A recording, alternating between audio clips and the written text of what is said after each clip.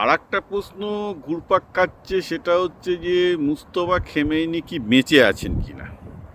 মুস্তফা খেমেনি বেঁচে আছেন কি নেই, এটা কিন্তু একটা বড় রহস্যে পরিণত হয়েছে। একদম শার্লক হোমসই হয়তো এই রহস্যের লক্ষ্য। কারণ দেখুন, উনার কোনো ভিডিও দেখা যাচ্ছে না পরিষ্কার, ঠিক আছে। এবং মোটামুটি ইনিশিয়াল খবর ছিল যে তিনি সেই প্রথম বিমান হানাতেই, যেখানে তার বাবা মারা গেছে, তার ভাই বোন মারা গেছে, তিনি সেখানে নাকি আহত হয়েছিলেন।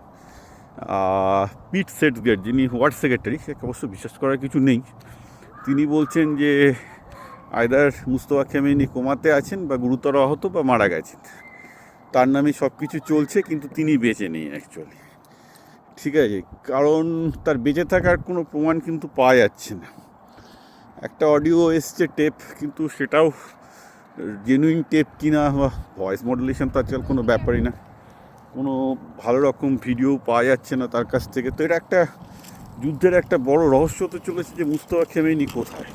কারণ তার ভিডিও দেখা যাচ্ছে না, কিছু দেখা যাচ্ছে। এটা হতে পারে যে নিরাপত্তার কারণে, বা যারা ইরানপন্থী লোকজন আপনারা বলবেন যে নিরাপত্তার কারণে মুস্তফা খেমেনি বাইরে আসছেন না। অ্যাবসলিউটলি পসিবল, এটা হতেই পারে যে মুস্তফা খেমেনি নিরাপত্তার কারণে বাইরে আসছেন না। ইউনো কিন্তু মানে I can buy both side of the story. কিন্তু আপাতত যেটা যাচ্ছে, বিভিন্ন জিনিস থেকে আমার একটা ব্যাপারে সন্দেহ হচ্ছে, সেটা হচ্ছে এই যে কার্গো আইল্যান্ড আজকে সকালেই ইউএস অ্যাটাক করেছে। এবং কার্গো আইল্যান্ড ব্যাপারটা চীনের জন্য সিরিয়াস, কারণ ওখানে চীন এবং ইরানের জন্য সিরিয়াস, কারণ ইরানের 80% তেল ওই দুটো ডিপ পোর্ট দিয়ে যায়। এবার সেই কার্গো আইল্যান্ডের জন্য ইউএস মেরিনও নিয়ে এসছে, যদিও দখল করবে বলে আমার মনে হয় না, দখল করাটা এখনও রিস্কি আছে, কিন্তু করতেই পারে যে মেরিন নিয়ে এসছে। শুধু যেটা বুঝতে পারছি, ট্রাম্প ওটাকে একটা নেগোসিয়েশনের টুল বানাতে চাইছেন। তো সেপর থেকে ইরানের আর কিরকম কোনো স্ট্রং রেসপন্স পাওয়া যায়নি। তো ব্যাপারটা কিছুটা তো ডালমে কুচ কালা হয় মনে হচ্ছে। এখানে প্রথম ইরানের একটা বড় রকমের উইকনেস দেখা যাচ্ছে, যে তার নেতৃত্বের একটা নেই। কিন্তু এটাও ঠিক যে ইরান এখন মোজাইক নেতৃত্বে চলছে, ডিস্ট্রিবিউটেড নেতৃত্বে চলছে, অর্থাৎ নেতা থাকলো কি না থাকলো কিছু যায় আসে না।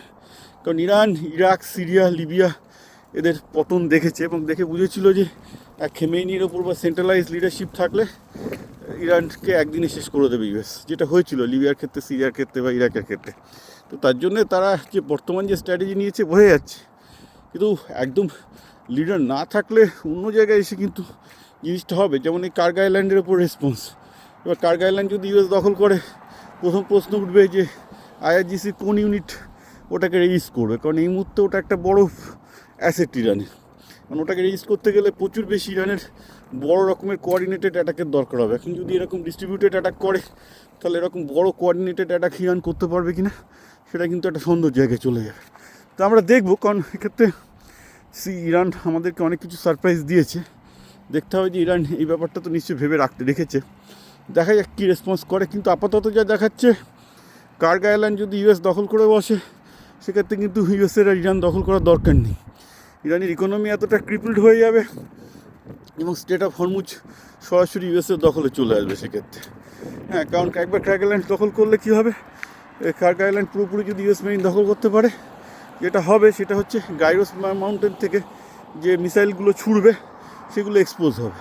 একটু হয়তো ইউএস প্রথমের দিকে কিছু কিছু নেভি মারা যাবে, হয়তো বা মেরিন মারা যাবে, কিন্তু ইভেনচুয়ালি গাইরোস মাউন্টেনটা পুরোপুরি ড্রোন দিয়ে দখলে নিয়ে আসবে, ঠিক আছে। নিয়ে ওখানে তখন কুর্দদের বলে দেবে যে এবার গাইরোস মাউন্টেন ফাঁকা হয়ে গেছে, এখানে গিয়ে বসে পড়ো। ইরানিয়ান কুর্দরা তো ওখানে বসা আছে, বালুচরাও। কারণ একটা জিনিস খেয়াল রাখতে হবে যে ইরানে পার্সিকরা ছাড়া বালুচ এবং কুর্দের একটা বড় মেজরিটি, এবং সেরাও এই খেমেনি শাসনে খুব একটা খুশি ছিল না। তো they also want their independent land. অনেক কিছু ঘটতে পারে, যুদ্ধ একটা ওপেন ইকুয়েশন। এবং আমি যেটা দেখতে পাচ্ছি যে আপনার আগামী দিনে আরও অনেক কিছু চাল দেখবেন। এটা একটা দাবার খেলার মতো হচ্ছে। ইরানের কাছ থেকেও আমরা অনেক আনএক্সপেক্টেড দাবার চাল দেখতে পাচ্ছি। ইউএসের কাছ থেকে এখনও পর্যন্ত কিছু আনএক্সপেক্টেড দাবার চাল দেখা যায়নি। মোটামুটি কার্গো আইল্যান্ড অ্যাটাক করবে, এটা তো আমি 3 দিন আগে থেকে বলেছিলাম, সবাই জানতো। হ্যাঁ, কুর্দদেরকে নামানোর চেষ্টা হবে, সেটাও সবাই জানতো। এখনও পর্যন্ত ইউএস কোনো সারপ্রাইজ দিতে পারেনি সেরকম, সবই এক্সপেক্টেড ছিল ইউএস মুভগুলো। ইরান কিন্তু অনেক সারপ্রাইজ দিয়েছে, বিশেষত তারা যেরকম রেজিলিয়েন্ট, তারা যেরকম মানে বিভিন্ন কিছু করা সত্ত্বেও, এত কিছু অ্যাটাক হওয়া সত্ত্বেও তারা যে রেজিলিয়েন্সি দেখিয়েছে, that is definitely too high এতগুলো ইউএস অ্যাটাকের পর। তো সেই হিসেবে দেখতে গেলে আমাকে বলতেই হয় যে ইরান হয়তো আরও অনেক কিছু সারপ্রাইজ দিতেও পারে।